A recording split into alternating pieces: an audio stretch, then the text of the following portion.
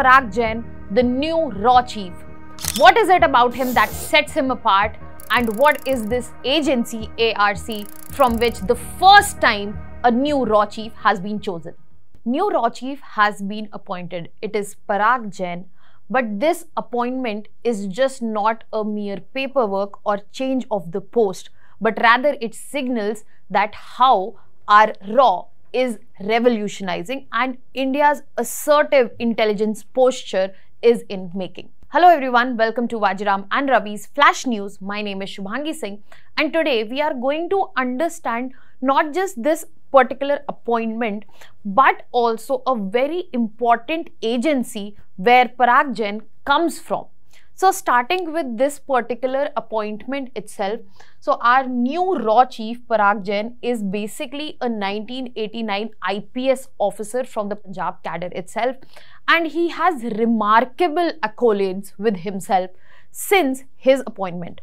When we talk about this particular new appointment, this comes for the multiple reasons along with which we will be talking about. But यहाँ पे सबसे बहुत important जो देखने वाली बात है कि this is the first time that we are seeing an appointment of the former head of ARC, as well as he comes with a combination of expertise both in human intelligence as well as tech intelligence, which is a very rare combination to see. और यहाँ पे और भी बहुत सारे reasons हैं जहाँ पे इस पर्टिकुलर अपॉइंटमेंट को एक डिफरेंट एंगल से देखा जा रहा है, क्योंकि ये एक रेवोल्यूशन जो है सिग्नल कर रहा है कि कैसे यहाँ पे सिर्फ इंटेलिजेंस को हम आइसोलेट नहीं कर सकते हैं टेक्नोलॉजी से। यहाँ पे ज़रूरत है कि human intelligence, technological intelligence, signal intelligence, imagery intelligence का यहाँ पर एक कॉम्बिनेशन जो है वर्क करे, और इंडिया जो है इसके लिए एक असर्टिव पोजीशन पे है, क्योंकि ये जो है हमें एक बहुत ही एडवांटेजेस पोजीशन पे खड़ा कर सकता है। तो यहाँ पे अगर हम इस अपॉइंटमेंट की बात करें, so Parag Jain has operated extensively specially in our neighbouring areas of Pakistan for 14+ years, even in China. And अगर इंटरनली बात करें तो जम्मू एंड कश्मीर और पंजाब में स्पेशली ड्यूरिंग क्राइसिस टाइम इन्होंने वर्क किया हुआ है। Apart from that he has a fair exposure जब हम फॉरेन पोस्टिंग्स की बात करते हैं, चाहे हम कनाडा की बात करें जहाँ पे इन्होंने खालिस्तानी मॉड्यूल्स को ट्रैक किया है, डायस्पोरा रिलेटेड एक्सट्रीमिज्म जो है उसको काउंटर करने में बहुत इफेक्टिव रहे हैं। श्रीलंका में फॉरेन पोस्टिंग रही है जहाँ पर एक इंटेलिजेंस इनपुट का बहुत इंपॉर्टेंट काम रहा है, स्पेशली मेजर इंटरनल ट्रांजिशंस जब हमें देखने को मिले हैं, स्पेशली इन श्रीलंका। इसके अलावा यहाँ पर एक बहुत बड़ा एक्कोलेड और उसके अलावा एक इम्पॉर्टेंट फैक्टर जो ये है कि he is coming from aviation research centre and he is the former head of aviation research centre. यहाँ पे ऐसा पहली बार हमें देखने को मिल रहा है कि एविएशन रिसर्च सेंटर से कोई जो है वो एक रॉ चीफ जो है डेजिग्नेट हो रहा है, और इस पर्टिकुलर एजेंसी के बारे में भी हम इन डिटेल आगे बात करने वाले, क्योंकि यहाँ पर एक बहुत सिग्निफिकेंट इम्पैक्ट इस एजेंसी के काम का रहा है। When we talk about important operations in recent time, be it operation Sindoor, Balakot operations, चाहे हम कारगिल वॉर की बात करें, तो यहाँ पे एक अंडरस्टैंडिंग रिक्वायर्ड है कि रॉ as an agency itself has multiple subsidiaries in there, और यहाँ पे डीजीएस के अंडर जो ये एआरसी है उसका कितना बड़ा कंट्रीब्यूशन रहा है in terms of intelligence, in terms of operation stand off, we will be getting into that as well. So यहाँ पे जो अपॉइंटमेंट है पराग जैन की, अगर हम इंटरनली बात करें within agency, he is seen as someone who is already been on the field, he has been tested by the field and he has come out of it winning, और यहाँ पे sharp और silent operator की तरह वो काम कर रहे हैं, जो डेफिनेटली अगर हम भी यहाँ बात करें तो रॉ चीफ के फीचर्स जो होंगे कैरेक्टरिस्टिक, उसमें हम ये इंपॉर्टेंटली देखते हैं। Other than that, he is also known for his operational efficiency, discretion and analytical depth, which is very important for this particular designation. Now, we have to understand there have been certain very special reasons that Parag Jain has been brought to this particular position, and what exactly that is that sets him apart in this particular context, कि यहाँ पे ऐसा क्या है जो यहाँ पे पराग जैन को एक अलग स्टैंड दे रहा है, एक अलग शाइनिंग वो दे रहा है, जिसकी वजह से उन्हें यहाँ पर अपॉइंटमेंट जो है, उनके एक्सपर्टीज, उनके एक्सपीरियंस एज वेल एज यहाँ पर जो उनके पॉजिटिव आउटकम्स रहे हैं because of his work, his contribution हमें देखने को मिल रहा है. Now, if we talk about his operational expertise, so he was the mastermind when we talk about Operation Sindoor, which has recently happened after the Pahalgam terror attack. So when we talk about Operation Sindoor, it was one of India's ways of showing that we will not be taking state-sponsored terrorism lightly. We are going to give it back to you, and at the same time keeping in mind that it was not against the people of Pakistan but terrorism itself. So it was him who had enabled pinpointed strikes on the terror camps using the machineries in availability of ARC. He has also shown seamless integration, as I've mentioned, between human intelligence as well as tech intelligence. Apart from that, he has immense experience when we talk about, especially in terms of national security and the hotspots which have seen the major crisis. चाहे हम यहाँ पे insurgency areas में Punjab militancy की बात करें, इन्होंने उसको हैंडल किया हुआ है as SSP and DIG. And अगर हम जम्मू कश्मीर रीजन की बात करें during article 370 abrogation and Balakot ops as well. Now this clearly highlights कि he has a very clear understanding of the imminent danger and promises that lie in the neighborhood area. And यहाँ पर उनकी जो posting है, उससे जो उनके पास acumen है, जो understanding है, that can be used very well, which is very much required in this particular position.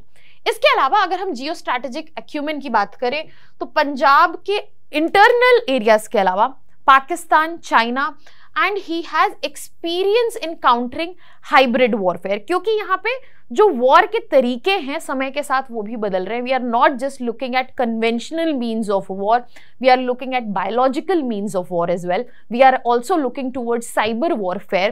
So यहाँ पर एक hybrid warfare as well as misinformation को counter करने का जो experience है वो इनके पास है.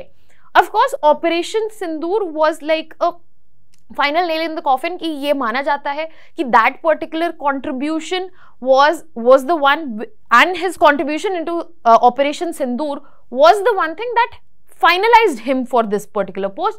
But the backing he comes from, the contribution he has given, अभी हम आगे भी देखेंगे यहाँ पे contribution की जो हम बात कर रहे हैं वो immense रहा है.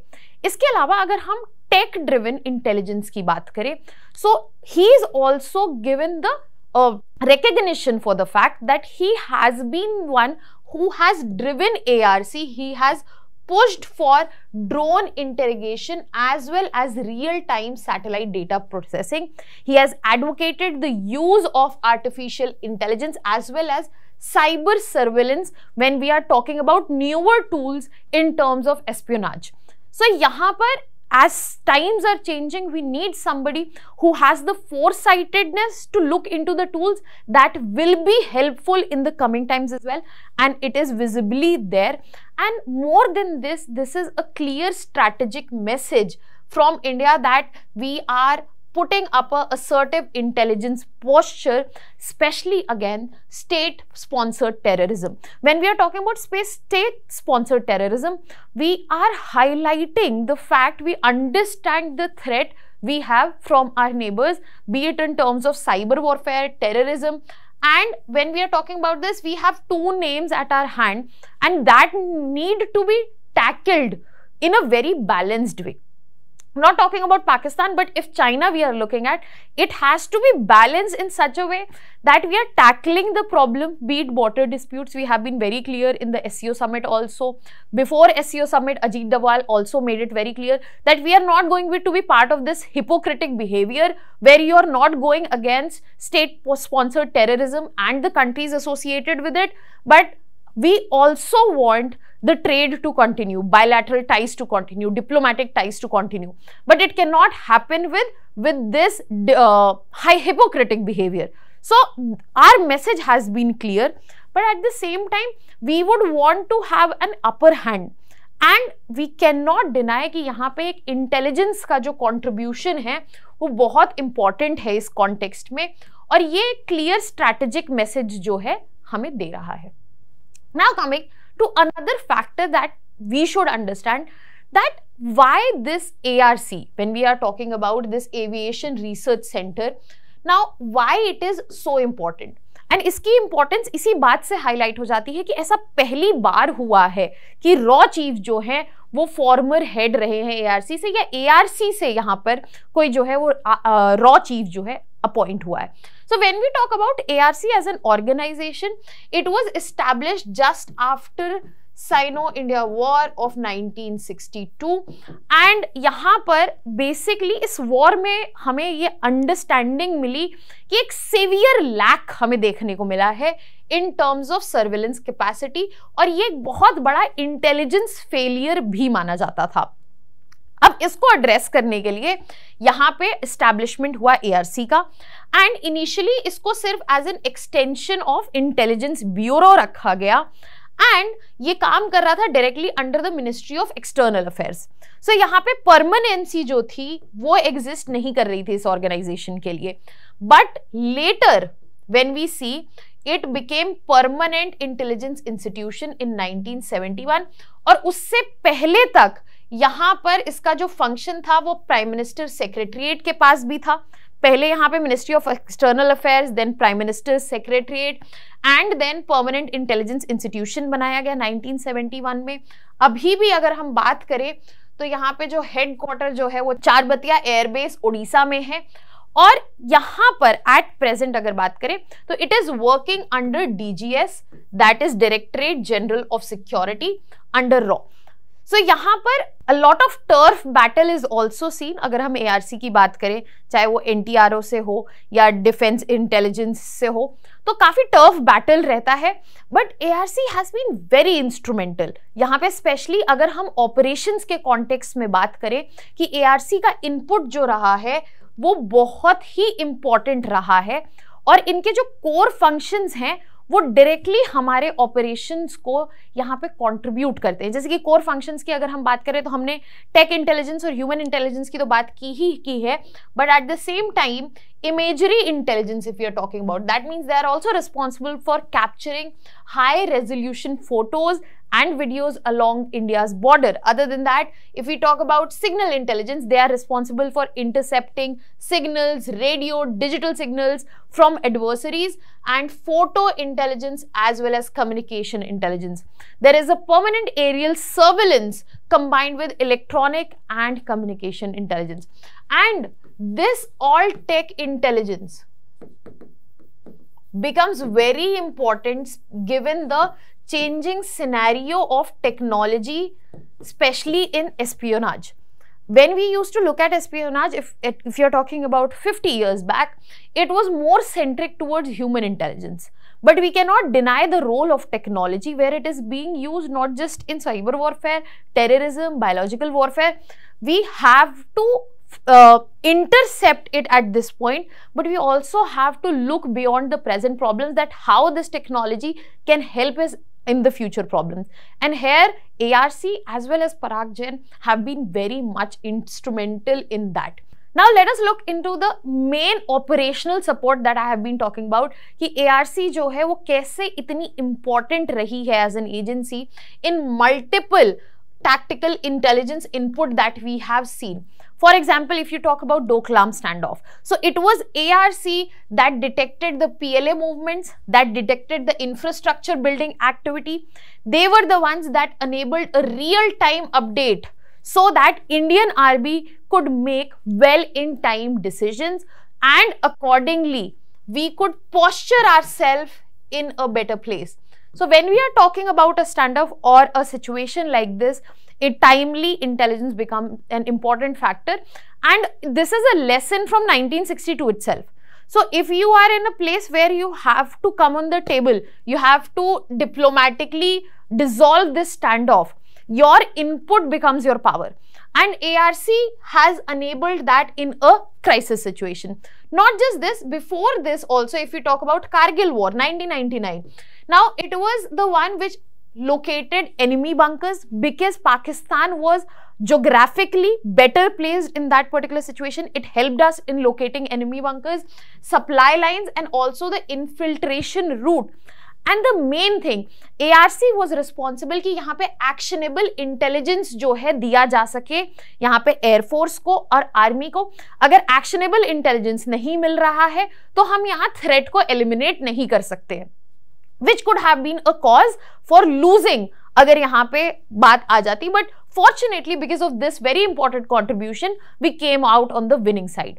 Apart from that, recent contribution in Operation Sindoor, if we talk about, it was under Parag Jain, former head of ARC, जिन्होंने यहाँ पे precise target mapping दी थी, जिसको हमने Operation Sindoor में target किए सारे terror camps जो है POK में, एंड यहाँ पे ड्रोन इमेजिंग का जो है यूज किया गया था, सिग्नल इंटरसेप्शन का यूज किया गया था, ताकि यहाँ पे सर्जिकल स्ट्राइक्स को फैसिलिटेट किया जा सके. इसके अलावा अगर हम बात करें cross border and internal counter terror ops, यहाँ पर ड्रोन ड्रॉप्स की अगर हम बात करें, कम्युनिकेशन ट्रैफिक की बात करें, और स्पेशली जो इन्फिल्ट्रेशन हो रहा है बॉर्डर एरियाज से पंजाब और जम्मू कश्मीर रीजन में, और ये डायरेक्टली फैसिलिटेट करता है एनएसजी और ऑल्सो एसएसएफ ऑपरेशंस को, ताकि एयरबॉर्न लॉजिस्टिक्स जो हैं और एयरबॉर्न इंटेलिजेंस जो है, फोटो रिकमेंडेशंस और रिकॉनेसांस जो है, वो एआरसी से ही यहाँ पर जाता है. इसके अलावा अगर हम चाइना पाकिस्तान इकोनॉमिक कॉरिडोर की बात करें, चाइनीज इंफ्रास्ट्रक्चर की बात करें, जिसको रेगुलर मॉनिटरिंग की जरूरत है, otherwise we don't know what would be the time कि चाइना की एक्सपेंशनिस्ट टेंडेंसीज जो हैं वो किस तरफ मुड़ जाए. तो यहाँ पे एक स्ट्रैटेजिक कंस्ट्रक्शन जो हो रहा है, मिलिट्री मूवमेंट हो रहा है, specially in the Gilgit Baltistan region, and then we talk about line of actual control. इन दोनों ही रीजन्स पे एआरसी की रेगुलर नजर रहती है, वो अपना टैब रखते हैं, और किसी भी डेवलपमेंट जो ग्वादर पोर्ट पे हो रही है एंड तिब्बतन ऑटोनॉमस रीजन में हो रही है, ARC is the one which gives us input.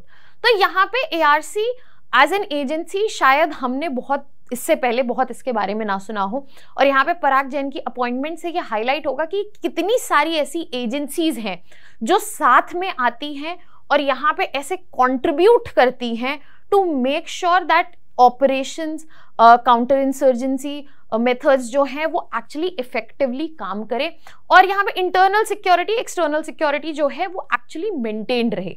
तो यहाँ पे ARC का एक प्रोमिनेंट रोल है, and ARC has gone to new heights, new technological heights and assertive changes, especially when we are talking about under the leadership of Parag Jain. Other than that, we have to also acknowledge the strategic importance of not just this agency but also the work it does, because it is the one which directly supports India's external intelligence priorities. It is also responsible for giving vital inputs to PMO, NSA, CCS and military leadership. तो यहाँ पर reporting का जो मैंने initially turf battles की बात की थी, तो definitely there are also other agencies and there have been recommendations. You can tell me in the comment section that which recommendation, which committee's recommendation have talked about that all these intelligence agencies, when we are talking about ARC, we are talking about NITRO, Defense Intelligence Services, they should be merged. And there has been talk of basically, instead of the reporting that goes two ways to PMO and to DGS, it should be placed in a single way. And all this facilitates and puts India in a position जहाँ पे India जो है एक first strike की capability रखती है, threat को forecast कर सकती है, और साथ ही साथ जहां पे हम हाइब्रिड वॉरफेयर की बात कर रहे हैं, we have readiness for that. And अगर इंटेलिजेंस नहीं होगा या ARC जैसी एजेंसी नहीं होगी, तो we wouldn't be capable of doing that. Now that was all from my side. I hope you have clarity on this particular topic. Thank you so much.